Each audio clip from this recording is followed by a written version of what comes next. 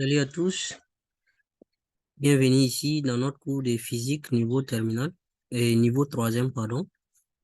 Et aujourd'hui, nous allons faire le chapitre sur la physique, le chapitre sur l'énergie électrique. Donc, on a vu ce qui est puissance électrique, je pense, dans le cours de physique précédent. Je vous invite à revoir la vidéo sur le cours de la puissance électrique. Donc là, c'est le cours sur l'énergie électrique. Donc, on a vu la tension, on a vu l'intensité. L'intensité d'abord, la tension, la puissance, et là, maintenant, c'est l'énergie. Vous allez voir que c'est à peu près lié. Tout est à peu près lié. Donc, on commence d'abord par l'unité de l'énergie électrique. Quelle est l'unité de mesure? Donc, l'unité légale. Donc, dans le système international, l'unité de l'énergie électrique est le joule. Et le symbole, c'est J. Donc, l'intensité, on a vu que l'unité, c'est ampère. Le symbole A. La tension, on a dit l'unité, c'est le volt, le symbole V. La puissance, on a dit que l'unité, c'est le watt. Maintenant, l'énergie, l'unité ici, c'est en joule et le symbole J. Voilà. Maintenant, les sous-multiples, comme on a vu précédemment aussi, pour chaque chose, il y a des multiples et il y a des sous-multiples. Donc, les sous-multiples, pour les joules là, c'est, on a millijoules, c'est toujours 10 puissance moins 3, si c'est milli.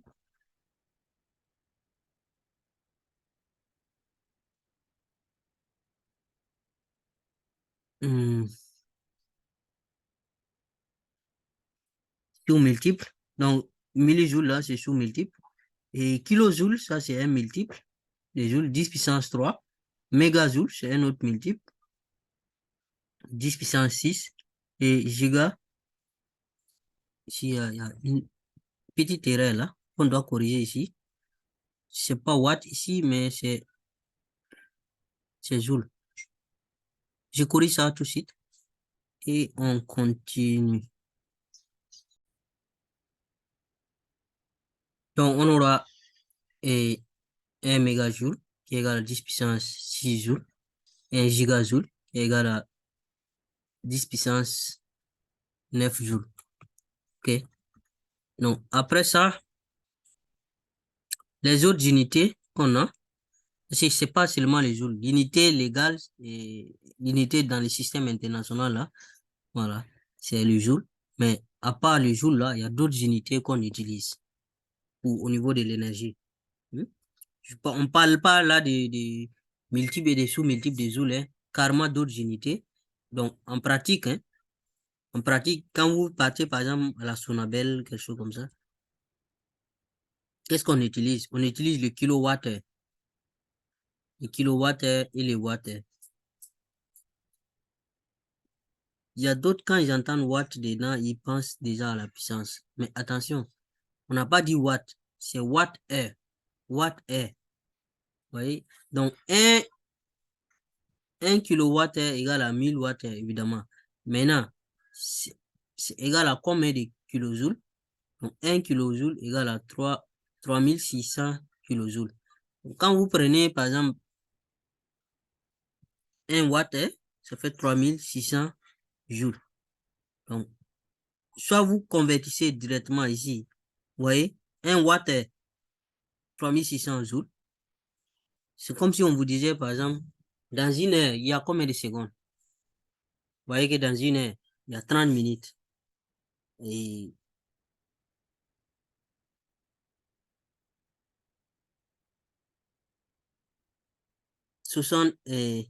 c'est comme si on avait fait 60 fois 60.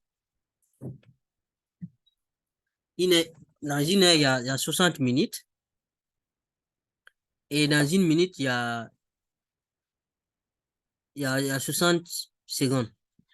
je viens de dire quoi? 1 heure, il y a 30 minutes. Non, qu'est-ce que je raconte là? Dans 1 heure, il y a 60 minutes. Et dans 1 minute, il y a 60 secondes. Donc, c'est comme si on a fait 60 fois 60. C'est ça qui fait 3600. Vous voyez? Donc, c'est comme si on disait qu'un watt est là. C'est comme si on avait, et c'est-à-dire le joule là, et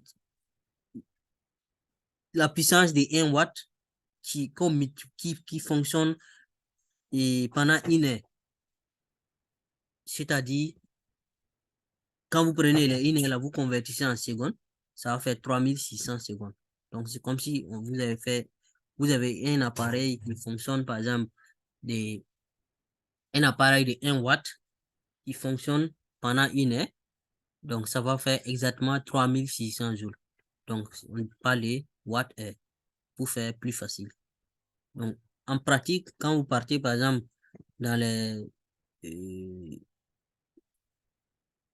dans les centrales électriques, dans les compagnies nationales des choses de votre pays qui fournit l'électricité, là-bas, l'énergie, les unités qu'ils utilisent, c'est le watt-heure. Donc, 3600 joules. Ou bien un kilowatt-heure, 3600 kilojoules. Donc, faut pas confondre le watt-heure avec le watt. Watt, c'est puissance. Watt-heure, c'est l'énergie. Voilà. Donc, on prend définition. L'énergie électrique consommée par un appareil électrique est égale au produit de la tension électrique aux bornes de cet appareil, de l'intensité du courant qu'il traverse et le temps de fonctionnement. Donc, vous avez vu ce qu'on appelle intensité, vous avez vu ce qu'on appelle tension et le temps, vous connaissez depuis toujours. Donc, pour avoir l'énergie, vous prenez l'intensité, multipliez par la tension, multipliez par le temps. Donc, énergie, le symbole de énergie, c'est E. Attention, je n'ai pas dit symbole de l'unité. L'unité de mesure, c'est joule. Un symbole J. Maintenant, l'énergie elle-même, c'est E. C'est comme si vous dites l'intensité, son symbole, c'est I. Et l'unité de mesure, c'est l'ampère. Donc, symbole A. Donc, ici, énergie, c'est E. Donc, énergie égale à tension, U, c'est tension, non? Fois intensité, fois le temps. Donc, si vous dites intensité fois tension, c'est pareil, hein, ici, c'est la multiplication. Donc, c'est comme si on disait puissance fois temps.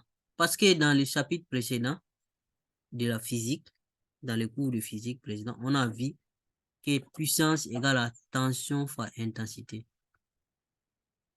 Donc, énergie égale à tension fois intensité fois temps. Donc, c'est comme si énergie est égale à puissance fois temps.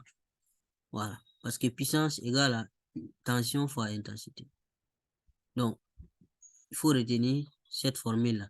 Donc, les E, c'est l'énergie électrique consommée qui sera en joule. Les unités sont importantes. P, c'est la puissance électrique en watts. U, c'est la tension électrique en volts. I, c'est la tension, c'est l'intensité du courant électrique en ampères. Et T, maintenant, le temps de fonctionnement en secondes. Si votre temps est en minutes, convertissez-le en secondes pour avoir le truc. Donc, il faut que tout ça soit respecté pour que votre énergie là, vous trouvez ça en joule. Pour avoir l'unité, votre énergie en joule, il faut que votre puissance soit en watts et le temps en secondes. Donc, en ce moment, vous faites puissance fois temps. Et donc, ça fait watts fois seconde. C'est ça qui donne énergie joule là. Ou bien, si vous avez intensité et puis tension, l'intensité doit être en ampères, la tension doit être en volts. Toujours les unités légales là, c'est ces unités là que vous utilisez. Donc, si on vous donne autre chose, il faut convertir. OK? Donc, le mesure de l'énergie électrique consommée par un appareil. Comment on mesure l'énergie consommée par un appareil? Pour mesurer l'énergie électrique consommée par un appareil électrique, il faut mesurer la tension, assez bonne, hein? Mesurer l'intensité du courant électrique qui le traverse. Et après, maintenant, mesurer la durée du fonctionnement. Pendant combien de temps l'appareil a fonctionné. Et vous pouvez maintenant utiliser cette relation-là. énergie égale à tension fois intensité fois temps. OK? Donc, on va parler maintenant en 4 transformations de l'énergie en chaleur. L'énergie, donc, c'est ce que vous obtenez avec le courant électrique que le secteur vous fournit. Voilà. La Société nationale d'énergie, là, doit vous fournir dans votre pays. Donc, si par exemple, vous branchez un fer à repasser électrique au secteur à la prise, vous voyez que le fer va dégager de la chaleur. Donc, c'est comme si le fer électrique là va prendre de l'énergie électrique et transformer ça en chaleur pour pouvoir repasser vos habits. Ou bien un chauffe-eau. Quand vous branchez le chauffe-eau au courant, le chauffe-eau va prendre de l'énergie électrique et transformer ça en chaleur pour chauffer votre eau. Donc, la chaleur que l'eau reçoit là, c'est la chaleur que le chauffe-eau a transformée à partir de l'énergie. Parce que donc, la chaleur aussi, c'est une énergie. Donc, on va dire transformation de l'énergie en chaleur. C'est ça, cette partie-là. Donc, effet Joule, c'est quoi effet Joule? Effet Joule est la transformation électrique en chaleur, des transformations de l'énergie électrique en chaleur. Donc, c'est ce que je viens d'expliquer avec votre fer à repasser ou votre chauffe-eau ou thermoplongeur, n'importe quel appareil dégage de la chaleur. Donc, plusieurs appareils utilisent le feu Joule. Donc, je viens de citer le fer à repasser, le chauffe-eau, thermoplongeur, les plaques chauffantes. Donc, les plaques chauffantes, vous pouvez cuisiner avec. En deuxième partie de ça, petit b, chaleur reçue par l'eau lors d'une élévation de la température. Chaleur que votre eau reçoit, votre eau dans votre chauffe-eau là. Comment on peut estimer cette quantité de chaleur reçue par l'eau? Donc, la chaleur reçue par l'eau lors d'une élévation de sa température, voici la formule qu'il faut utiliser. Q. Q, c'est la chaleur. Énergie, c'est E. Q, on va dire, c'est la chaleur. Donc, voici la formule. Vous faites 4,2 fois M, entre parenthèses, TF moins TI. Q, là, c'est la chaleur reçue par l'eau en joule, parce que la chaleur aussi, c'est une énergie. M, c'est la masse de l'eau en grammes. C'est M là. TF moins TI là, c'est la variation de la température. C'est-à-dire la température a changé entre les deux moments là. Donc TF étant la température finale et TI étant la température initiale de votre eau. On est d'accord? Voilà. Continue. Donc, on parle maintenant des rendements.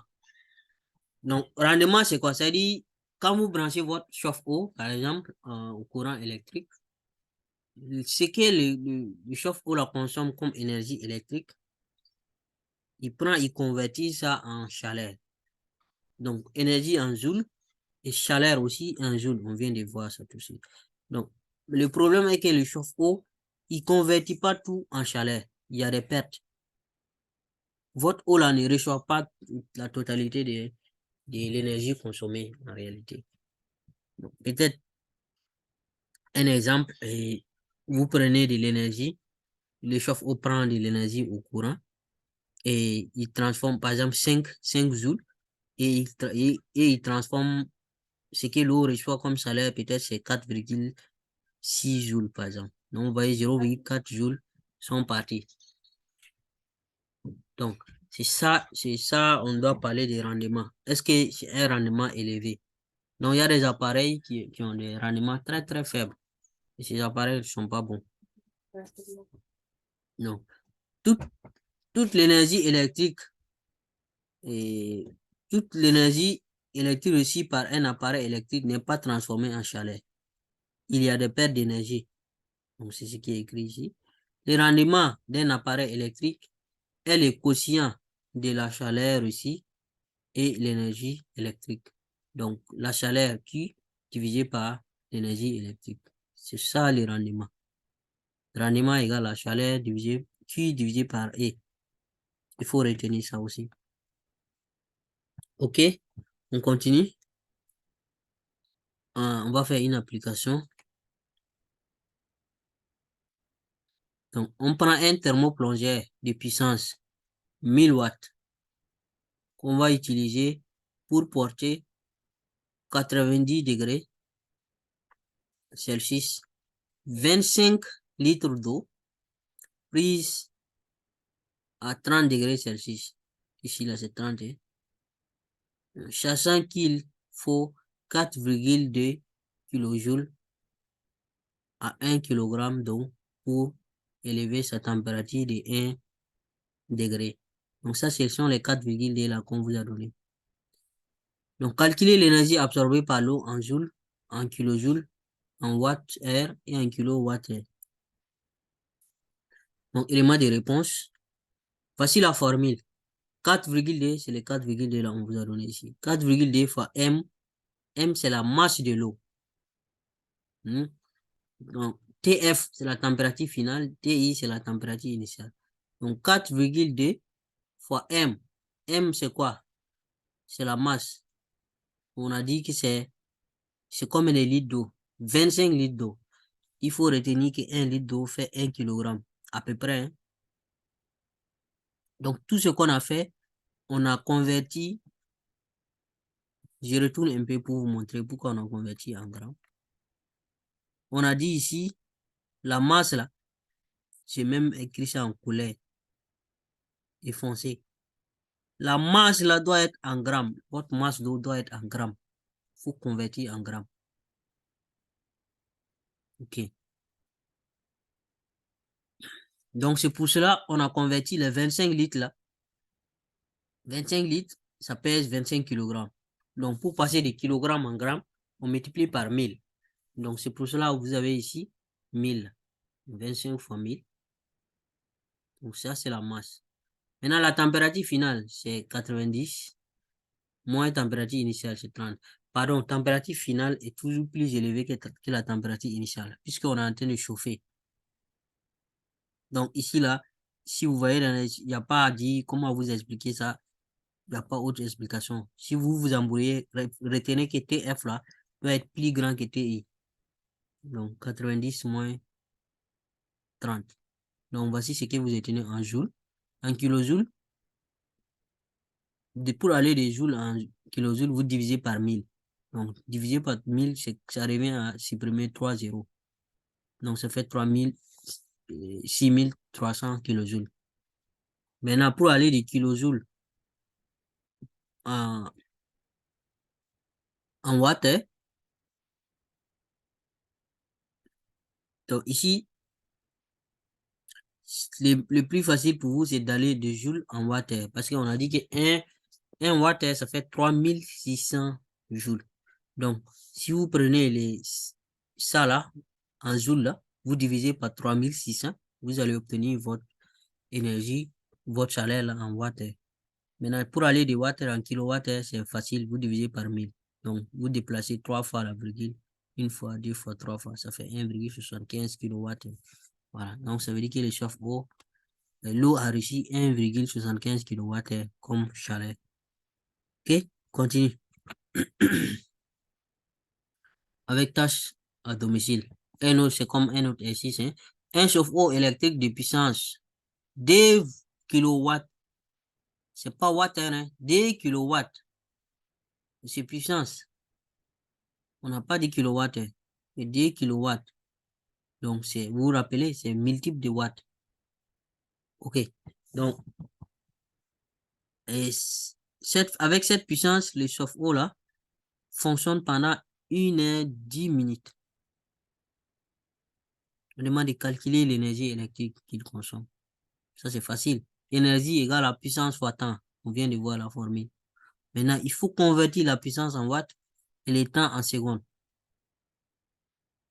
D. Sachant que 40% de cette énergie est servie à chauffer 10 litres d'eau prise à 10 degrés, calculez la quantité de chaleur absorbée par les 10 litres d'eau.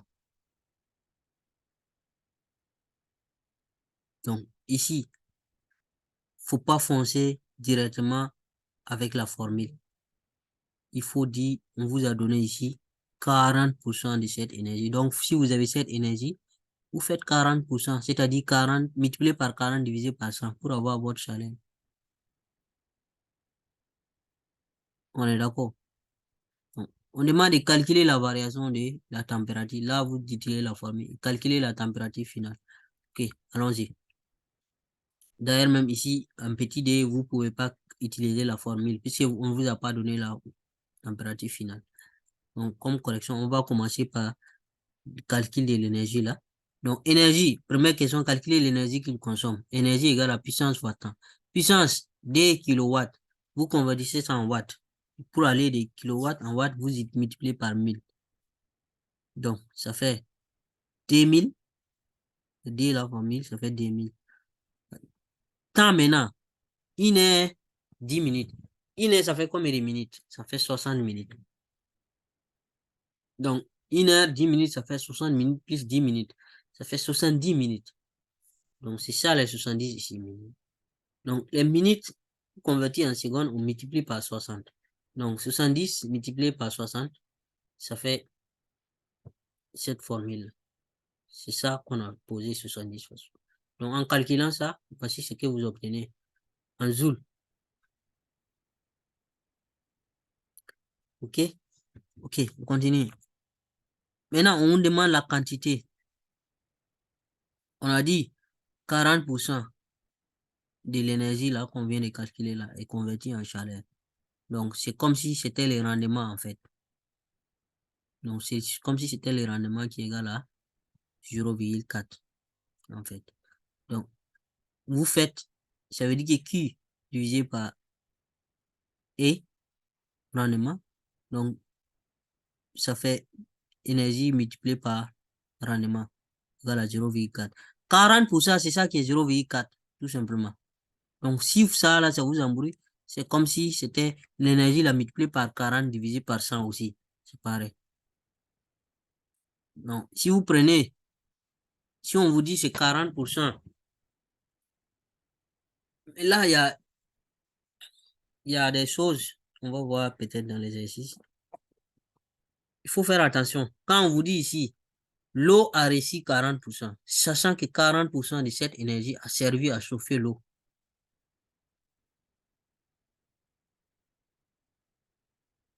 Si on vous disait que 60% de cette énergie a été perdue en chauffant l'eau, ça revient à la même chose. Hein.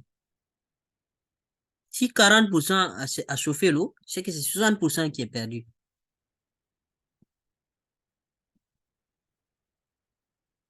Donc, en ce moment, votre rendement là, c'est ce qui a chauffé l'eau là. C'est ça que vous allez prendre pour diviser par ce que le chauffe-eau a consommé. C'est les 40% que l'eau a reçu. Donc, le rendement, c'est 0,4. Par contre, si on vous disait la même phrase, on pouvait expliquer ça d'une autre manière. On pouvait dire que lors du chauffage, 60% de cette énergie est perdue. Si c'est perdu, 60 est perdu, puis c'est 60 plus 40 qui fait 100, non? 100%, pour faire le complet 100%. Donc, ça veut dire que c'est 40% que l'eau a reçu. Donc, il faut faire attention. Souvent, on vous donne ce qui est perdu. Souvent, on vous donne aussi ce qui a été transformé en chaleur. Voilà. Ici, c'est 40% qui a été transformé en chaleur. Autrement dit, c'est 60% qui sont perdus. Donc, c'est ce que l'eau la reçoit là. C'est ça que vous allez utiliser comme rendement. Donc, en utilisant la formule, donc, fois 0,4, vous pouvez avoir ça en joule. C'est ça la chaleur. Q égale à ça. Donc, vous utilisez cette formule maintenant pour tirer la variation de la température. Variation de la température, delta T, c'est TF moins TI. C'est cet ensemble-là. C'est ça qu'on a défini comme variation de température. On vient juste de voir ça. Donc, dans cette formule, comme vous avez Q maintenant, et M, on a dit que c'est combien de litres d'eau? 10 litres d'eau. Vous vous rappelez? Je viens de dire qu'un litre d'eau pèse 1 kg. Donc, vous convertissez les kilogrammes là en grammes. Donc, 10 fois 1000. Donc, ça fait 10 000 grammes. Donc, vous devez convertir ça. Donc, dans cette formule, vous tirez TF moins TI. C'est cette parenthèse-là, on veut. TF moins TI, ça va être Q divisé par 4,2 divisé par M. Donc, TF moins TI,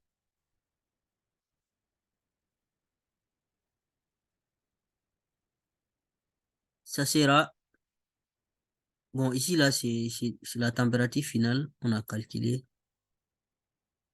directement, hein. Mais c'est pas grave, j'espère que vous comprenez. Donc, après, maintenant, vous ramenez les TI, là, de l'autre côté, c'est ça qui fait, au lieu de moins, ça va devenir plus. Donc, pour avoir TF égale à 90. Ok, j'espère que vous avez compris. Si vous n'avez pas compris, vous pouvez me poser la question après. Voilà. Donc, je reviens un peu là-dessus parce que c'est la fin de cette vidéo. Si vous prenez TF, ou peut-être il faut que je traite l'indice là, que vous puissiez comprendre plus facilement. Je sais pas.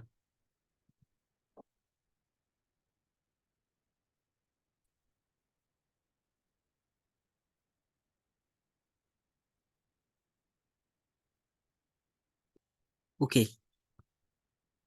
on va essayer de faire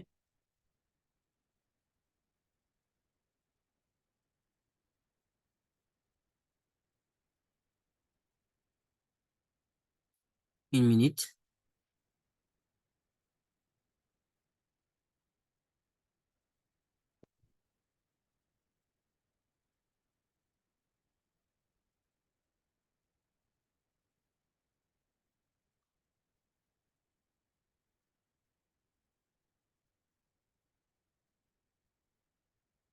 Donc, on a Q, je vais essayer de calculer.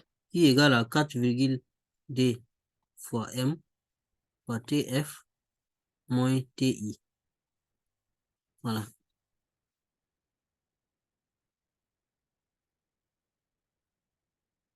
Donc, voici la formule. Donc, si on veut variation de température, là, c'est-à-dire ça, cette partie-là, donc, on ramène tout ça, là, ici. Donc, on aura, c'est comme si c'était Q divisé par 4,2 fois M égale à TF moins TI. Voilà. Donc, plus facile, TF moins TI, c'est sa variation de température égale à Q divisé par 4,2 fois M. Enfin, M fois 4,2. Vous voyez? Donc, le qui vous venez de calculer, 4,2. Le M, on a dit que c'est 10 litres, donc ça fait 10 kg fois 1000 pour convertir en grammes. Et le Q là, vous venez juste de calculer ça. Voilà. Donc, ici,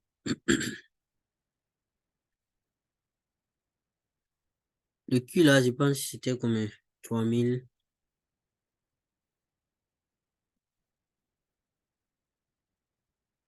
Voilà. C'est ça, le Q que vous avez. Maintenant, si après ça,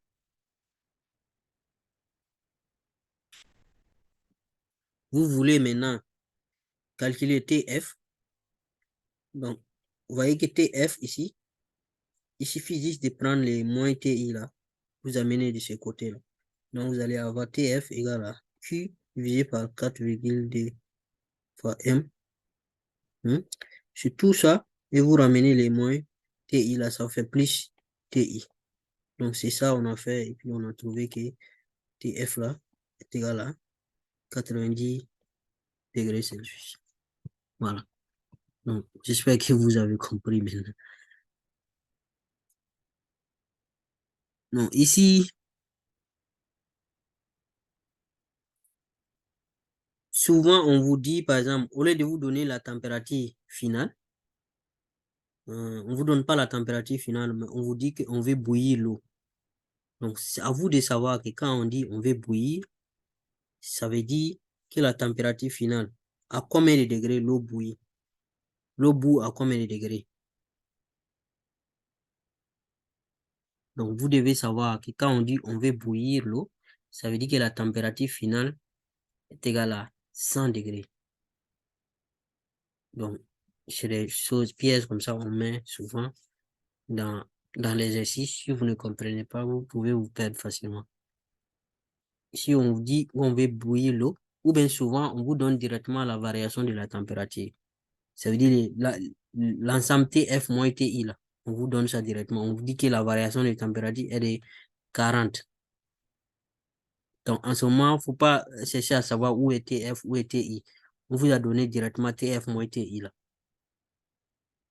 Donc, pour les rendements, là, je pense que j'ai déjà expliqué. Pour les rendements, si on vous dit que rendement, si on vous dit que le chauffe-eau ou même un thermoplongeur ou, je sais pas, l'appareil reçoit 30%, donc ça veut dire rendement, c'est fait 30 divisé par 100. Si on vous dit que l'appareil reçoit 70%, ça veut dire que rendement égal à 70 divisé par 100, ça fait 0,7. Voilà. Maintenant, au lieu de vous dire ça, souvent, on vous donne les pertes. On vous donne les pertes. Ce qui est perdu, si on vous dit que 20% de cette énergie a été perdue pendant le chauffage de l'eau, donc ça veut dire que vous devez faire 100% moins 20%, ce qui va donner 80%. Donc, l'eau a reçu 80% en ce moment. Donc, votre rendement sera 80%, c'est-à-dire 0,8. 80 divisé par 100. J'espère qu'on se comprend. Anyway, si vous ne comprenez pas, n'hésitez pas à me contacter. Merci beaucoup. On va s'arrêter ici.